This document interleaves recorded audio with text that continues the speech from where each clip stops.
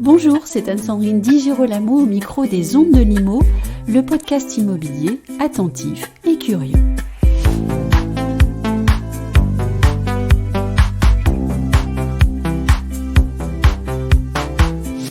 J'ai l'immense plaisir d'accueillir à ce micro Yannick Henouche, président tout nouvellement élu de la Chambre des diagnostiqueurs immobiliers FNAIM.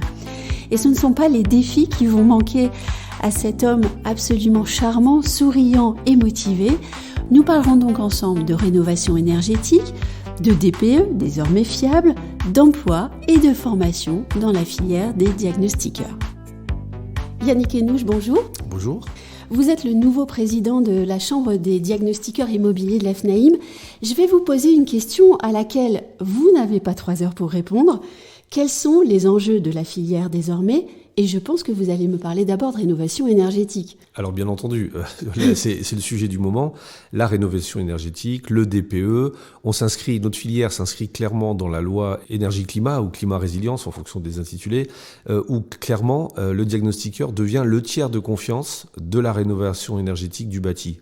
D'abord pour les propriétaires occupants, pour les propriétaires bailleurs, pour les copropriétés, mais aussi pour les bâtiments publics, les installations industrielles, où l'énergie devient l'enjeu de demain, pour pas dire l'enjeu dès aujourd'hui. Avec tiers de confiance, il y a une notion derrière qui est celle d'opposabilité du DPE, par exemple, mais je crois aussi que vous souhaitez que le diagnostiqueur prenne un rôle extrêmement fort, ou en tout cas accru, dans le parcours de rénovation du logement, c'est bien ça ? Mais clairement, le diagnostiqueur a déjà un rôle de tiers de confiance dans l'acquisition d'un bien, puisque ça fait 20 ans que notre filière existe et on est là pour conseiller, pour sécuriser les ventes. Donc, alors que ce soit, tout le monde le connaît, nos diagnostics, la surface, Carrez, les anomalies électriques, gaz, etc., les pathologies du bâti, type la mérule notamment. Et puis, le fameux diagnostic de performance énergétique, qui est là pour donner un marqueur de la consommation d'énergie. Et quand on voit les enjeux entre la baisse de la consommation d'énergie du pays, qui est liée à l'augmentation de la température, du climat, des problématiques, des enjeux sociétaux, on va résumer ça à ça, et la crise énergétique qu'on subit avec la géopolitique et notamment l'Ukraine, la rénovation énergétique est le cœur de notre filière demain. On va revenir au DPE dans quelques instants, mais j'aimerais qu'on parle rénovation énergétique parce qu'il faut peut-être insister sur une chose. Il n'y a pas que la question thermique derrière ce terme. Et c'est peut-être là que les Français ont un effort à faire pour réellement comprendre quelle est l'ampleur des enjeux qui sont désormais posés. Les enjeux, ils sont d'abord très simples. C'est comment je vis chez moi, donc oui. Qualité de vie, qualité d'air intérieur. Oui. Paradoxalement, l'énergie, c'est aussi comment, si on chauffe bien, on ventile bien, les salles de bain ne sont pas humides, il y a moins de pathologies pour les habitants. Et ça, c'est un enjeu de la sécurité sociale. Oui. Clairement, c'est un enjeu caché qu'on évoque très peu, mais aujourd'hui, le bien vivre chez soi, sainement, on parle de décence des logements, mais sainement, c'est un des enjeux de la loi climat-résilience. Ça, c'est le premier point. Le deuxième point, c'est le pouvoir d'achat. On parle de pouvoir d'achat sans cesse actuellement, mais l'énergie est un poste important du pouvoir d'achat. Donc, c'est comment je consomme moins. Alors, en chauffant mieux et en isolant mieux, c'est une certitude. Et puis, troisième point, c'est un projet quand même sociétal de longue ampleur, à au moins 30 ans, c'est comment le pays consomme moins d'énergie. Et le premier poste de consommation d'énergie, c'est le bâtiment.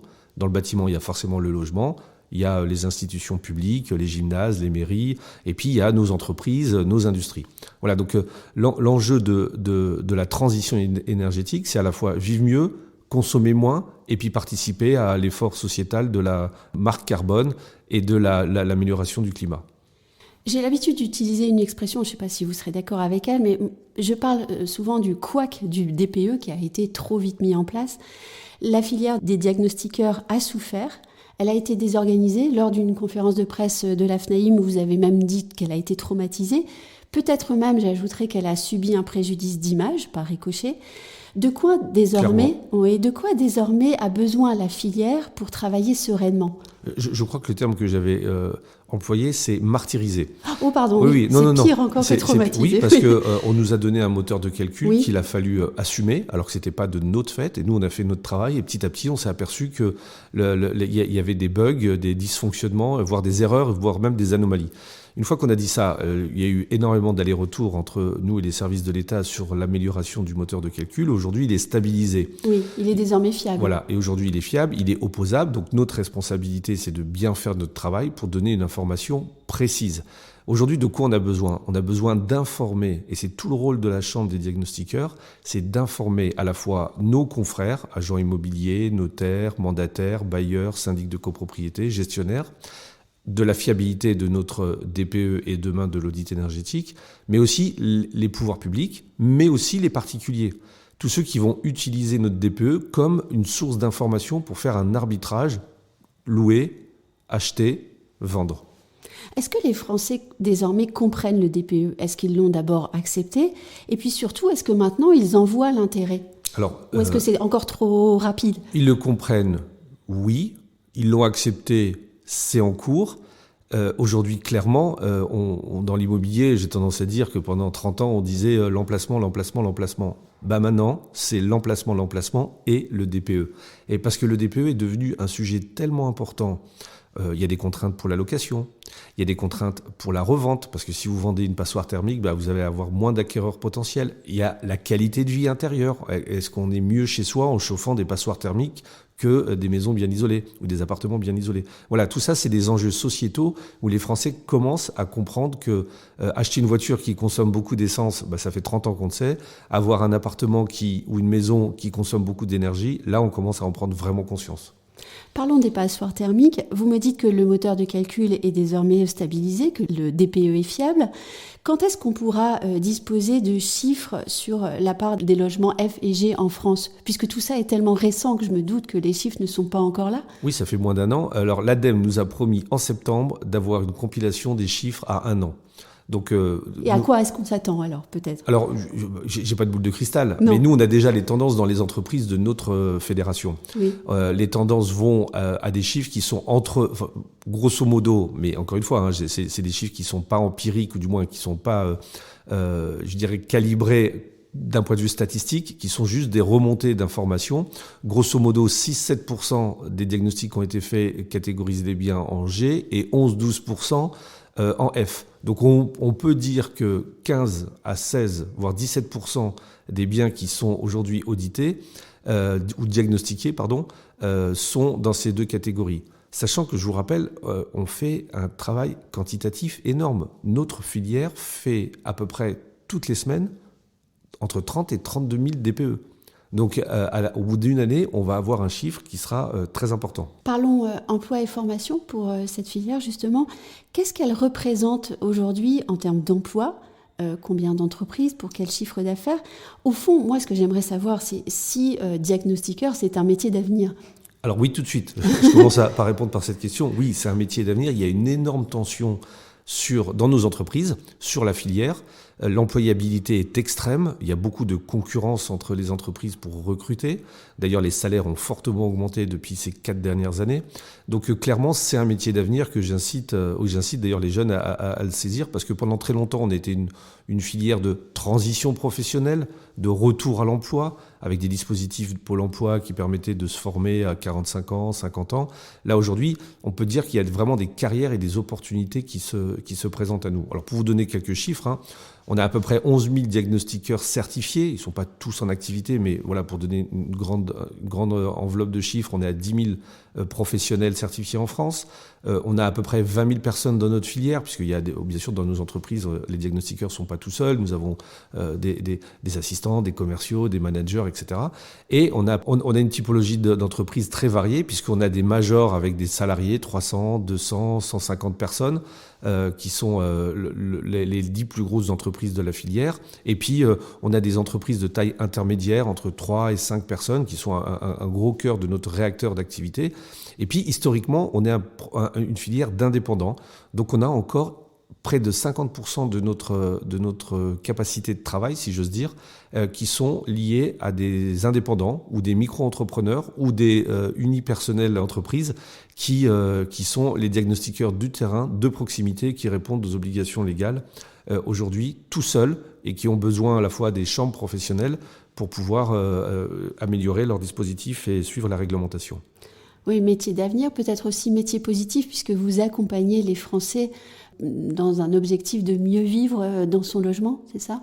Alors, mieux vivre dans son logement, on est le tiers de confiance de la compréhension du logement.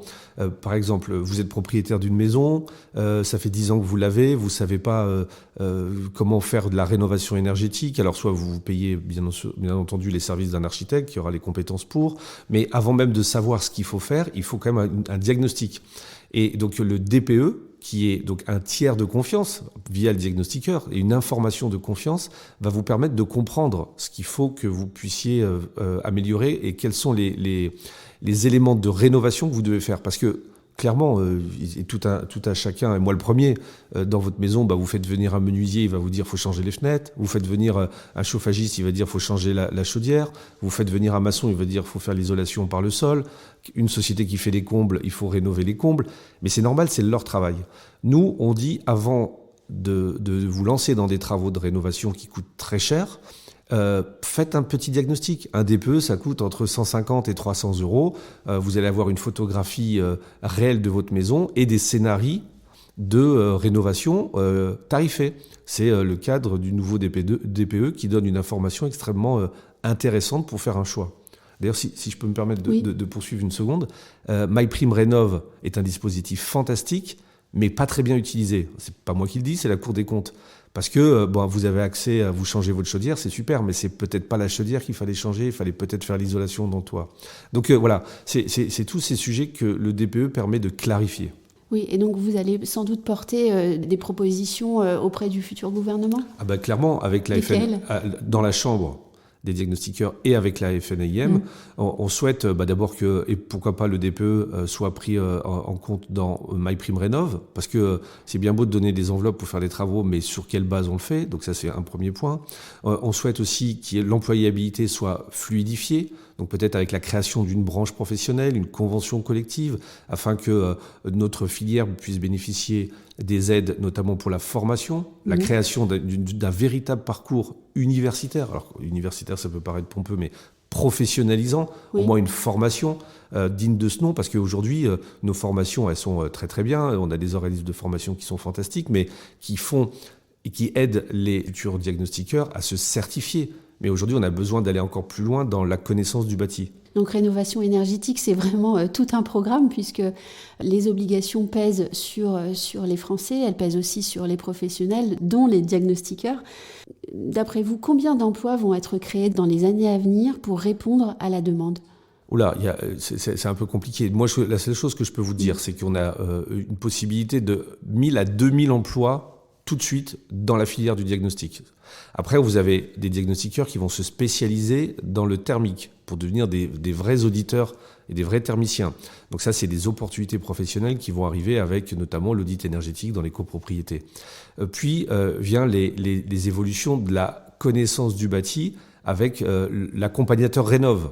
Il y a ce fameux dispositif, les diagnostiqueurs peuvent devenir le tiers de confiance qui accompagne la rénovation des biens. Là aussi, il y a une partie de nos adhérents ou de nos membres de notre filière qui peuvent se spécialiser. Donc aujourd'hui, c'est assez difficile à quantifier. On part de 2000, mais très rapidement, des opportunités de professionnels dans notre filière peuvent monter très rapidement à 10 000 emplois ouverts sur tout le segment de la transition énergétique. Voilà donc l'avenir d'une filière qui est dessinée et je suis certaine que nous aurons encore le plaisir d'en discuter dans les années à venir et au cours de votre mandat. Merci beaucoup Yannick Hainous. Merci, c'est gentil.